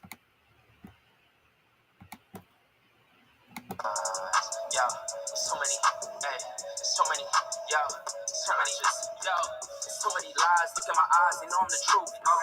Knocking them down every time I step in the booth. We ain't gotta lie, they know we the vibe, we living in proof. Young conscious, shoot my life a movie, I live in a spoof. Ain't no sticking around, I'm on the move, I'm checking the dudes. Yeah, it's only us two, so you know we copping that coupe. We on the roof, smoking dope, look at the view. Yeah, we used to chill on the stoop, now we out here breaking the news. It ain't shit you. All right, so Bloody Sunday is the 60th anniversary marked in Selma with remembrances and concern about the future. Bloody Sunday occurred on March 7th, 1960. A lot of shit happens in 65. 1965, when voting right marchers were violently confronted by law enforcement on the Edmund Pettus Bridge in Selma, Alabama. The march was a response to the refusal of white officials to allow black Alabamians to register to vote and was spurred by the unaliving of Jimmy Lee Jackson. That's my uncle's name, for real. His name is Jimmy Lee. Let's see here now. A voting rights activist. The event played a crucial role in galvanizing support for the U.S. Voting Rights Act of 1965. The anniversary serves as a tribute to those who fought for voting rights and highlights the ongoing struggle of equality. Participants, including marchers from the original event, reflected on their determination and the impact on their actions on civil rights in the U.S. and globally. There are growing concerns about new voting restrictions and efforts by the Trump administration to reshape federal agencies that support democratic processes. U.S. Representative Terry Sewell reintroduced legislation aimed at restoring pre-clearance requirements for the jurisdiction with a history of racial discrimination. The legislation, named after John Lewis, had faced repeated opposition in Congress, with critics arguing that such measures are no longer necessary. Charles Malden, a participant in the original march, recounted the violent response from law enforcement, describing the determination of the marchers despite the brutality they faced. Kirk Carrington shared his experiences of the violence as a young boy and spoke about the unexpected impact of their actions on America. Dr. Let Dawson expressed concerns about potential federal rollbacks and the implications for Black Americans, emphasizing the importance federal federal support in achieving justice and equality. The commemoration highlights despite progress, the fight for voting rights and equality continues with fears of regression to conditions reminiscent of the 1950s. Activists stress the need for renewed commitment to civil rights and importance of federal oversight to protect against discriminatory practices. Because they lining it up, y'all. They fucking lining it up so we will be fucked over. And I ain't got time for that shit. We ain't doing it. So moving on. Let's see. Let's look into some more history. Now we're gonna switch over to the internet. And already it's fucking up. Cause what we about to do is look into the history of soul legend Bobby Womack. If you don't know who Bobby Womack is, you need your ass whooped, because I'm pretty sure somebody, be it a comedian, an ancestor, an elder, somebody to mention this man's name. So let's check this out. Emotional content. The lifetime and villain era of soul legend Bobby Womack. I'm telling you right now, if we can't learn Black history in school, I'll watch my mouth. I'll watch my mouth and I'll teach it. So the Womack brothers, there they go. Damn, there was a lot of them. I only thought there was one. Bobby Womack was born on March 4th, 1944 in Cleveland, Ohio, the son of Naomi Womack, a church organist, and Friendly Womack. Why did they name that man Friendly? A steel worker and musician. Bobby was the third of 5 boys who dad would later turn into a gospel singing group, the Womack Brothers. Why did they name that boy? Damn, that guy's never mind. I'm gonna be quiet, because he looked like some relatives of mine too. A big break. Can I see the picture? Can I see the? Okay, there you go. There you go. There you go. There you go, Bobby and the Valentinos. In 1953, Bobby and his brothers got their big break during a gig opening for the gospel group the Soul Stirrers. Their act impressed the group lead singer Sam Cooke, who would eventually help the brothers transition their act from gospel to R&B and lead a deal with Cooke's record label SAR Records. That's a messed up name. The group, with Bobby as their lead singer, changed their name to the Valentinos. Was that their last name? How you get Womack and Valentino? Okay. It's all over now. This is a video. I'm not playing it because I ain't got money like that. Bobby and his brothers had modest success on R&B acts. One of their most popular songs was 1964's It's All Over Now, which Bobby Crow wrote with his sister-in-law Shirley Womack. Fun fact, the song was covered by the Rolling Stones later that year and went to become the group's first #1 hit. How the hell you see, I'd have been pissed off. How the hell you gonna sit up there, I make a song, you come out the same year? That's just disrespectful. The ultimate betrayal, as always. Oh, Lord Jesus. Bobby Womack was married 3 times, but many say his first marriage was the one that ultimately led to the downfall of his career. Shortly after his mentor, Sam Cooke, was unalive, Womack began spending time with his widow, Barbara Cooke. Womack shocked everyone when he showed up to Cooke's funeral wearing one of his suits and driving. Now that was ignorant. You deserve that shit. Womack and Barbara Cooke got closer, and she eventually asked him to marry her, something Womack wrote about in his 2006 memoir, Bobby Womack, My Story. Bobby, you was wrong for that bullshit right there. Womack and Barbara Cooke, okay. If you promise to give me 5 years, he wrote, I will give you a lifetime. You know, whatever you need to do. I just need to I just need you to walk with me here. Just 3 months after Sam Cooke's death, Bobby Womack married Barbara Cooke on March 5th, the day after his birthday. That's cold-blooded. The day after Bobby Womack's 21st birthday. Ain't that pedophilia? I'm sorry, I wasn't supposed to say that. Ain't that wrong? That's wrong. A target for attacks. Yes, wow. God dang, you was cold-blooded. Damn it. You left yourself hanging. To say that Womack and she's not that pretty and Cook's relationship was received poorly by fans is a huge understatement. And for those who disapproved, were not shy about letting them know. I would let you know too. According to the New York Times, Womack and Cook received plenty of hate mail, including a package with a baby doll in a coffin. Ooh, Lord. Fans were worse than they are now, huh? Damn. It gets worse. I believe it. Things didn't last long for Bobby Womack and Barbara Cook. Barbara left the singer when she caught him having an affair with his stepdaughter. Oh, God, you just dirty. Yes, you heard that right. Bobby was involved with Linda Cook, the then teenager daughter of Barbara and Sam. He was your mentor, you dirty bastard. Ooh, you wrong for that shit. I can't look at you the same. Ooh. When Barbara got wind of what was going on, she pew-pewed Womack, should have got him, grazing his head with a bullet. But the story gets even more complicated when Linda married Bobby's youngest brother, Cecil, in 1977. The two became the musical duo Womack and Womack, best known for their 1983 single, Baby, I'm Scared of You. I'd be scared of you too. Shit, your family got some fucked up skeletons. Damn!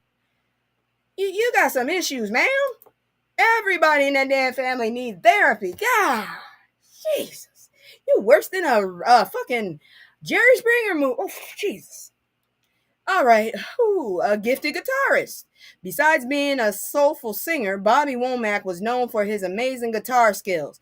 During his career, Womack played for legendary artists including Ray Charles, Aretha Franklin, and Sly Stone. In 1971, he and Gabor, I don't know, composed Breezin', a song that would later be covered by George Benson. Yeah, you nasty. Exactly. You nasty. Oh my God. So now we know who the black Woody Allen is. Now we know. Ew. Womack? Ew. Hindered by drug use. Ooh, maybe you should have started using drugs earlier. Ugh. Although he was just as talented as other popular musicians of the time, Bobby Womack's success was disrupted by ongoing battles with drugs and alcohol. I was really off into drugs, Womack told Rolling Stones in 1984 interview.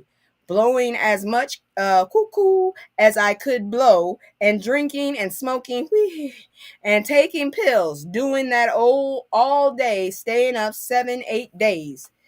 I showed no shame for the relationship with that child. No, he didn't. Nasty ass family. Stay away from the Womacks. God dang. Hopefully they cleared this shit up because this is wrong. Y'all didn't get enough whoopings or something. Shit.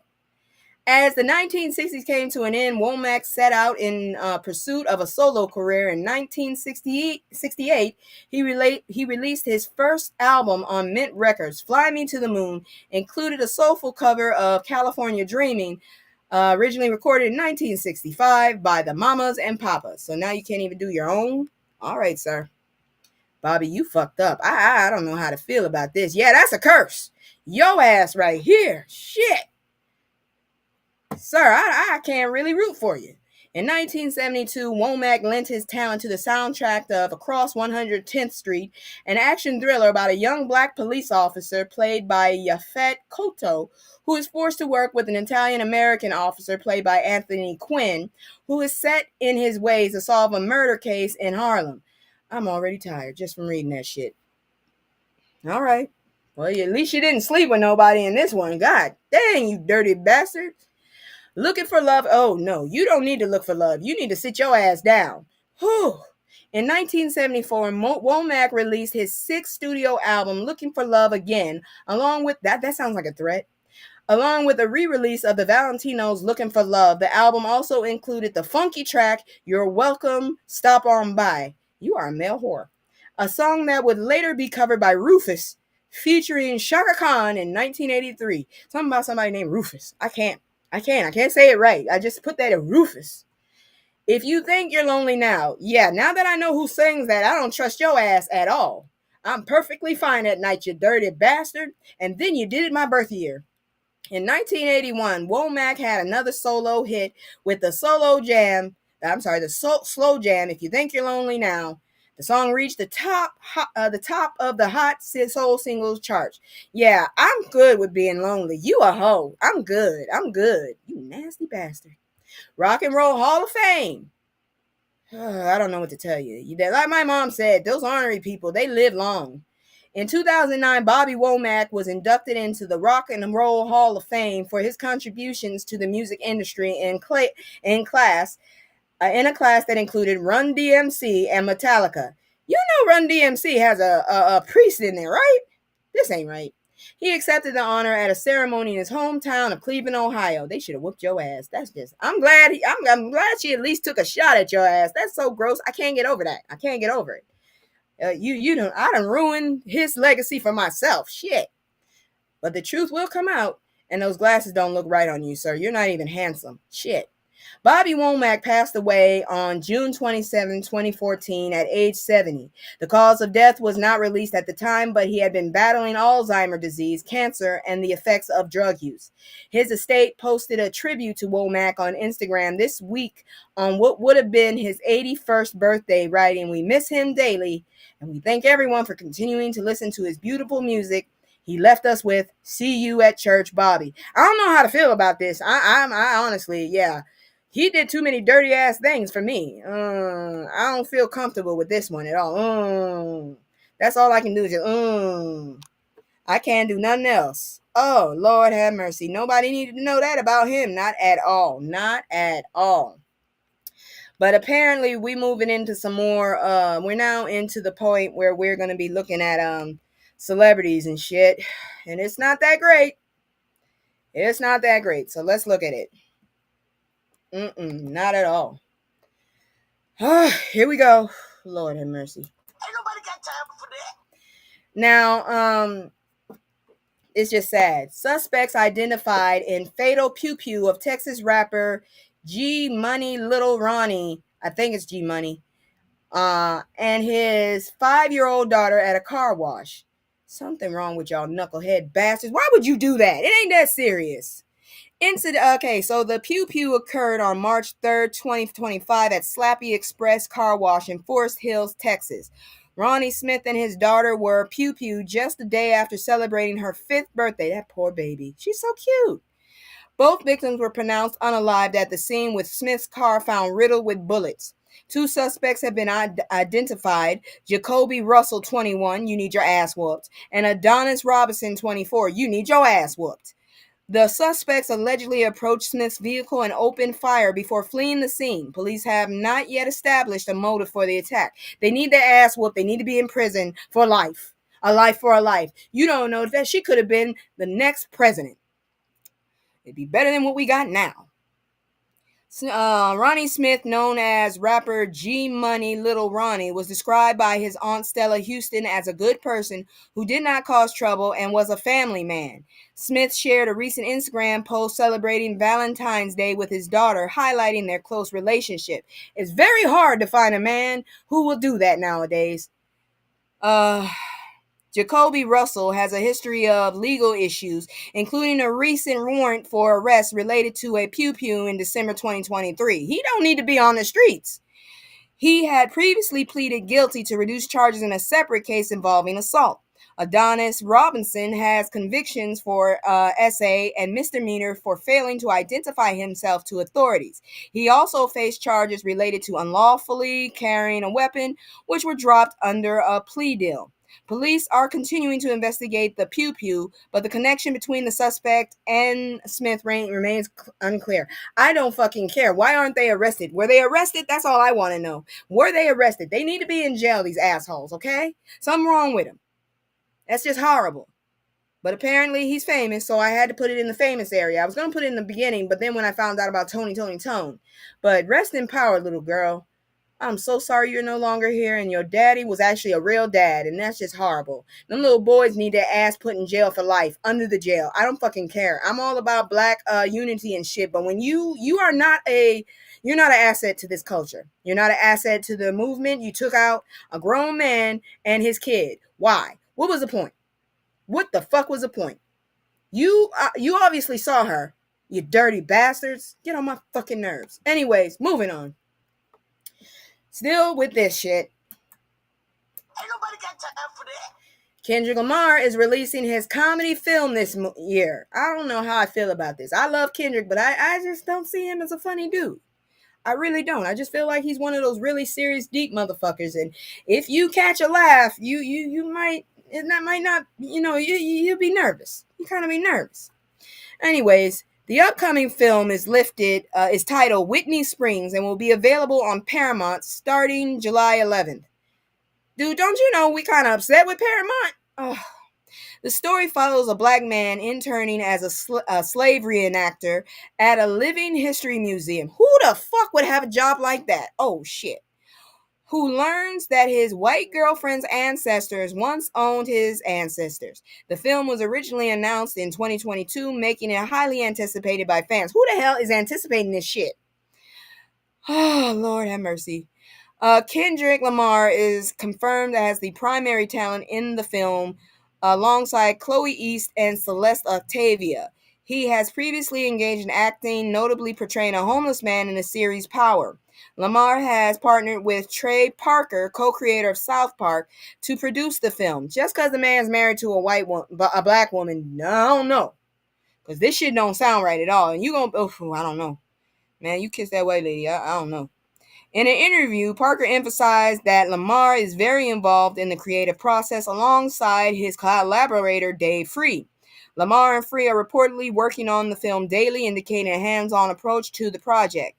The film's concept has generated significant cultural interest and speculation among fans. The narrative touches on important themes relating to race, history, and personal identity, which resonates within current cultural discussion. I don't know how to feel about this. Seriously, it sounds cringe. Okay, it sounds cringe. Finally, they made a word. I've been cringing my whole fucking life with certain shows, and this one right here sounds like it's cringe. Okay.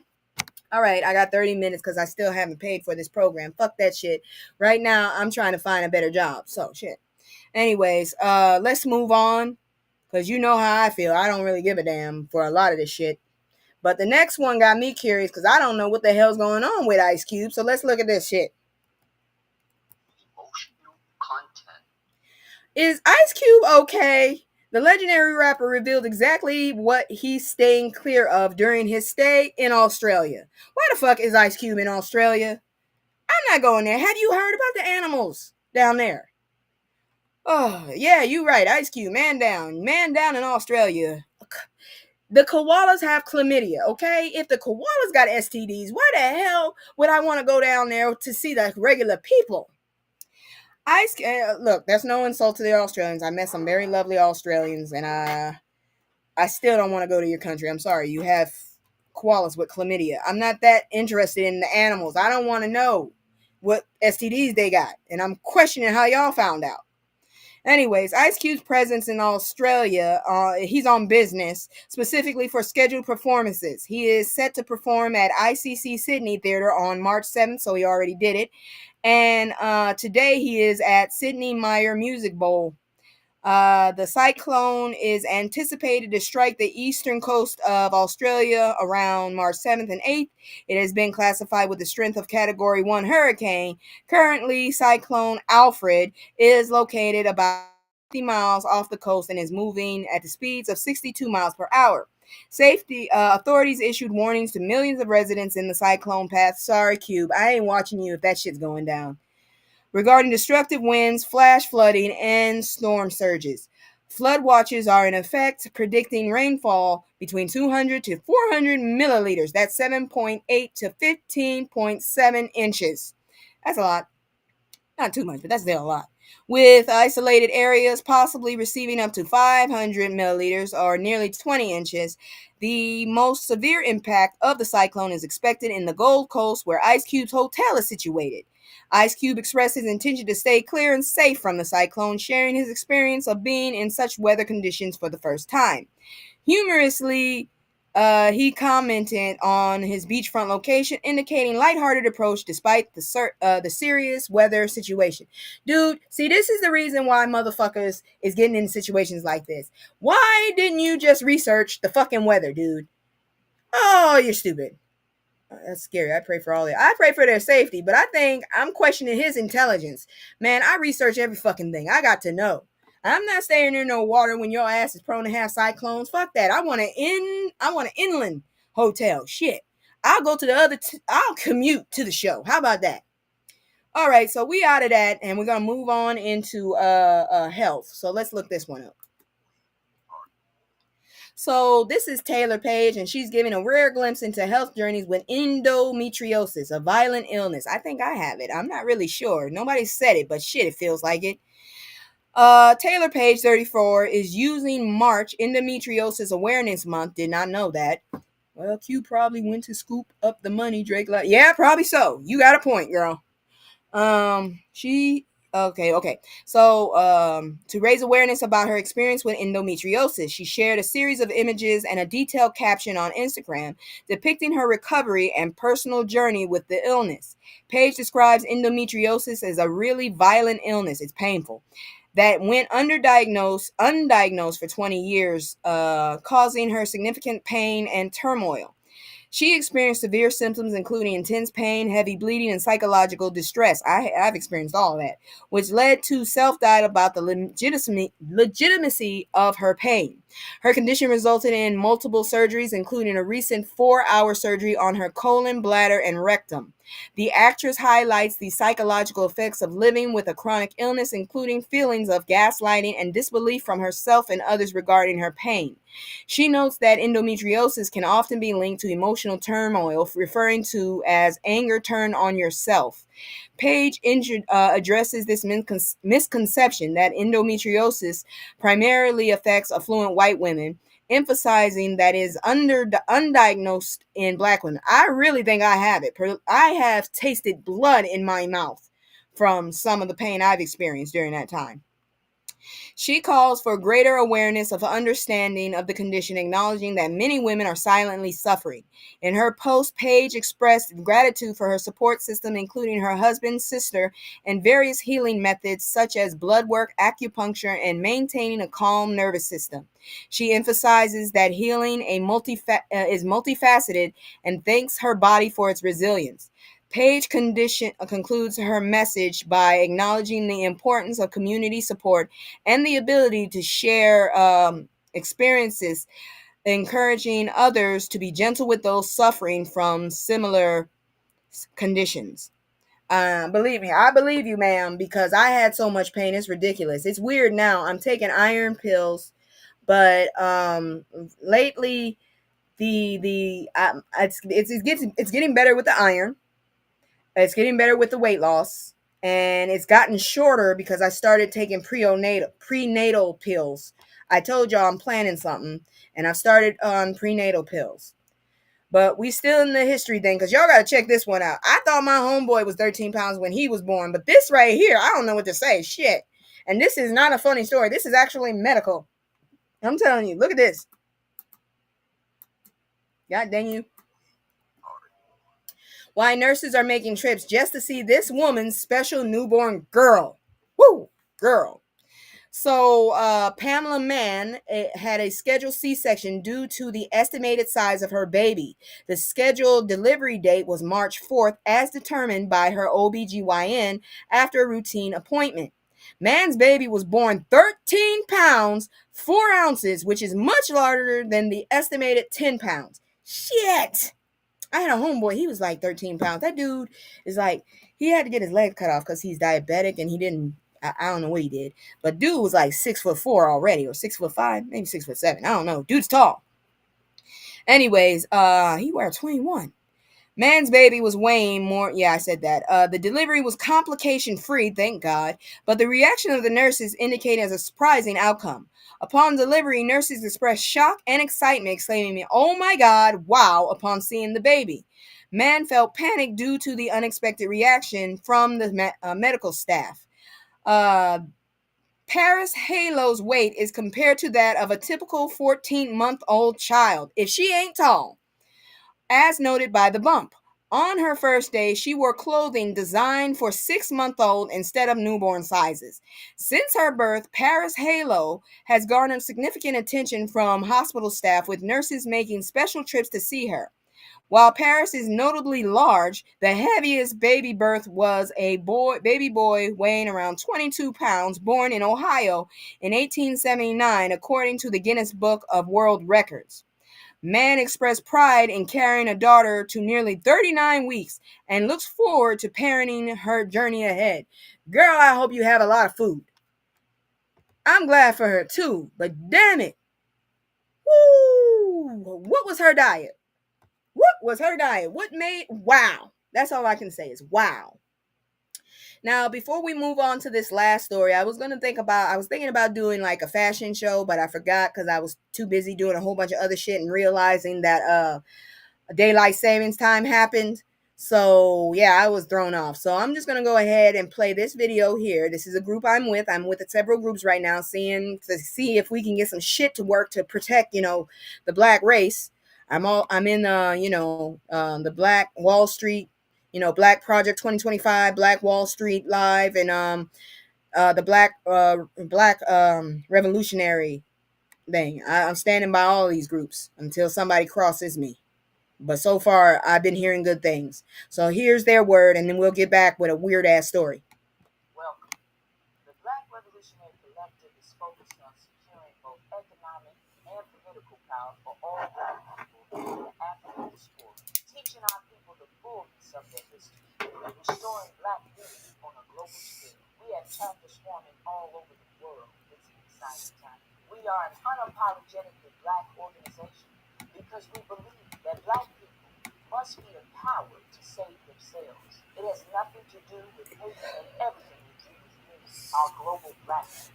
BRC membership is only for those ready to do the real work in their community. You must be willing to be boots on the ground. In order to rebuild our communities, we must fix the key elements affecting our communities. Therefore, every local chapter will have the following departments: the homeless department, the political department, the economic department, the prison to home department, and the community events department. In order to become a BRC member, you must first agree with our platform and our rules. This is a summarized version of the 10-point platform. It's also available in full on our website at blackrevolutionarycollective.com. Number one, we want the immediate end to systemic racism in America and abroad. Number two, we want the immediate end to police brutality. Number three, black people must own the majority of the businesses and land in our communities. Number four, all majority black schools must be fully funded and controlled by the black community. Number five, we demand equal pay and reparations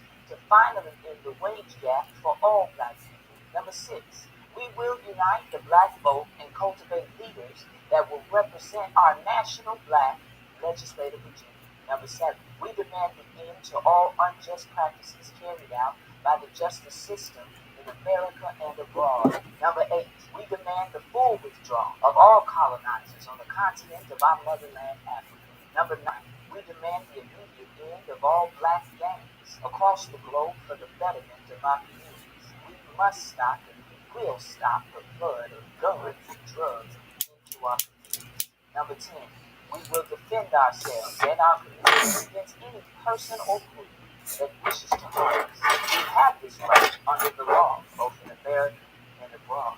Next is our code of conduct, which are the rules for all BRC members. We have a zero tolerance policy because we understand that this work takes maturity and discipline. We will hold each other accountable because we know this work is bigger than us individually. This is our code of conduct. Number one, all BRC members are advocates for all black people. We will leave none of us out of our black liberation. No matter your socioeconomic level, education level, religious beliefs, or sexual orientation, we will not allow our differences to divide us. All BRC members must treat each other with respect at all times. Disrespect, harassment, or violence of any kind will not be tolerated. We will be the example for our community to show the positive results of our black community. Number three, BRC members do not have narcotics or alcohol in their possession while doing BRC work. Number four, BRC members can't commit any crimes against other members or black people at all. You cannot steal or take from the people. Number five, the BRC 10-point platform must be known and understood by each BRC member. Number 6, all BRC members must continue to self-educate themselves in regards to political and economic education, which we will provide. Number 7, no chapter shall accept grants, donation funds, money, or any other aid from any government agency without contacting and getting approval from national headquarters in Chicago. Number 8, each chapter's leadership must submit monthly financial reports. 100% of all donations will be used for the development and implementation of our programs for our Black people. We will have full transparency in this matter. Number 9, all chapters must adhere to the policy and the ideology laid out in the 10-point platform and the code of conduct. Number 10, all chapters must move on one accord. Meetings and program engagement is mandatory for all BRC members. All chapter meetings will be in person monthly. The 10-point platform and the code of conduct is available on our website. If you're interested in membership, just click the membership button on the website and complete the form. There is a vetting process, which includes a background check, because we must create a safe space for our people. If you have any other questions, feel free to email us at info@blackrevolutionarycollective.com. If you'd like to donate towards our work, then hit the donate button on our website. I love you, Black people. I love you, Black woman. Knowledge is power. Power to the people. All right, I'm gonna keep hitting that one up because they sound like they're into some stuff. I don't know about the global stuff, but I definitely would like to help work on here. Now, moving on into some weird stuff. Bernice, I think your name need to be Adolf. Really, just the hair, the way you look. What the hell is that? A hairpiece? What is on this duck's head?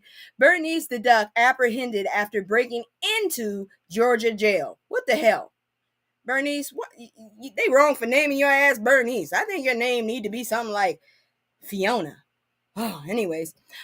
So a duck later named Bernice attempted to escape from a perimeter fence, but was cornered by deputies to prevent injury. Despite being unable to explain her presence, Bernice was found with an injured foot and after a lengthy standoff involving two agencies, was captured and taken to a farm for a new home.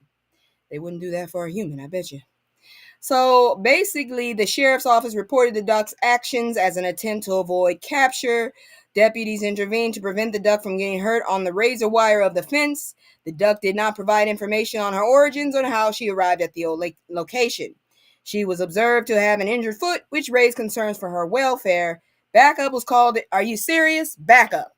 Backup was called in, leading to a lengthy standoff with two agencies involving in the capture. Polk County Animal Control assisted in the capture of the duck. The duck was named Bernice and was subsequently transported to Derek Tilley's farm for a new home. How can I find out more about the BRC group after this live? Okay, what you want to do is go online on Google and look up Black Revolutionary Collective. They have a website and they have all the information there. The president's name is Melody, and she is actually on TikTok as well and YouTube. She has a channel on YouTube as well. Go check out Black Revolutionary Collective there as well. And they vet and they have meetings and all that stuff. And they do have chapters. I'm waiting to find out if there's a chapter up here. But definitely go check YouTube and Google. They have a channel each. And this damn duck, I don't know what to say about that damn duck. I ain't never heard of a duck trying to break into jail. I don't get it. But you saw the duck. God dang it. I don't know why they named it Bernice. I'm telling you, it should have been something like Delilah or something. Shit. Anyways, that's it for the news. I don't know what the fuck is going on with my head, but I got like several things I want to do. I'm getting close to the time to go back to school. I'm gonna see if I can go back to school for front end and back end coding. That seems pretty stable because technically I am employed, but that motherfucker ain't paying me because they got me against my will on short-term disability, and that shit ran out. So cool. All right, y'all. I just want to tell y'all I love y'all. Without y'all, I would be nothing. Still a tiny channel, but at least I got somebody listening to me, and that's enough to push me to continue. I've said it many a times. This channel is bigger than me now because a lot of people they don't pay attention to the news because it's so sad and stuff. But we gotta stay woke.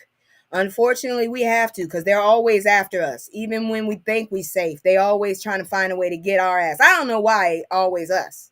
Got no idea why they always got an issue with us. We don't be doing shit. She probably do. She probably got a man in jail. Maybe that man in jail got the rest of that hairpiece. I don't know what to say about Bernice. I'm still looking at Bernice. I love you too, Miss Bev. But like I said, without y'all, I wouldn't have no reason. And I'm taking back work. Since they decided to take woke, we gonna go ahead and brand black woke. How about that? This is a black woke channel. How about that? God dang assholes. I'm telling you exactly what woke is, okay? I don't care about your presentation. I don't care about your orientation. I really don't care about where you stand politically. I just want you to pay attention to the bullshit they trying to pull behind our backs. That's what the hell woke means. Don't come up here thinking I'm going to stand up for some group that don't have any connection with me. All right? Technically, I'm a part of the Alphabet Club. Guess what? I am no, we got to stay black woke. Because if we stay woke, we in a bad group. We need to say black woke, girl. I'm going to start a new one. We black woke. There's actually a tag for black woke because they done bastardized what woke actually meant. So let's stay black woke. How about that? We going to stay black woke. That's what we going to do. Because all this extra shit, yeah, that's not what woke is about. I don't give a damn where you stand. I don't care what group you are in. Woke is about knowing what the hell these bastards are doing behind our back. It's not this other shit, okay? Jesus Christ. And again, I'm still fussing about this. Y'all motherfuckers always take our shit and fuck it up. Fuck around and find out. That's a parent's threat to a child. Now, y'all made it everything. You made it everything now. Fuck around and find out is basically play stupid games, win stupid prizes. Ask stupid questions, get stupid answers. That's what our parents used to tell us. Now y'all have made it popularized. Oh, if y'all don't quit fucking with our cloacial shit. Anyways, that's it, y'all. I love y'all to death. Thank you so much. I'll be back Wednesday. I'm gonna cut this up into some sections, and I got some plans. I got a new channel I'm gonna start doing. I'm working on, and I got some other story times that I need to get off my ass now that everything is, copacetic for me right now. I'm gonna go ahead and start doing my other stuff that I originally, because this channel was originally supposed to be for comedy, but shit, sometimes you gotta just make a stand. So anyways, thank y'all so much for checking in with me. I love y'all. They want us to be so, yeah, they do. They want us to be so bad, and we just trying our damnedest. Matter of fact, I saw this thing on today where they were saying white folks trying to throw everything at us, but we done lived through so much, they don't know what the fuck to do. You can't throw nothing at us. We done had so much shit thrown at us, it's ridiculous. Shit. And if you try to fuck with the what are the descendants of slaves, whatever the hell they want us, the Dosses, if you the ADOSes or whatever the hell they want to call us, motherfucker, we true to this shit. We ain't new to it. We true to it. Our grandparents, our parents, and all that shit. Oh, we know damn trauma. Fuck. I'm a fucking I've experienced generational trauma. Fuck. Y'all motherfuckers keep trying to get us. We trying to mind our own fucking business, and here you come fucking with us. Girl, see, you got me up here. See, you got me in trouble again. I'm trying to get off, and you got me triggered again. Whew. Anyways, I love y'all. Thank you so much. If you can't find me, unsubscribe and resubscribe and go to the white bell. All right? But always know I'm going to be somewhere on YouTube at least. This is probably going to be my last show on Twitch because I am boycotting Amazon. Shit, I can't get Grubhub no more. Oh well. I'll just go get my shit. Anyways, I'll be on Kick. Kick is just like Twitch. So if you're used to seeing me on Twitch, go to Kick. There you go. Same name. I love y'all. I got y'all back. And if you want any information about boycotting shit, I can get it to you. Just message me. Holla at me later, y'all. Good night. I can't say, no, I always got both.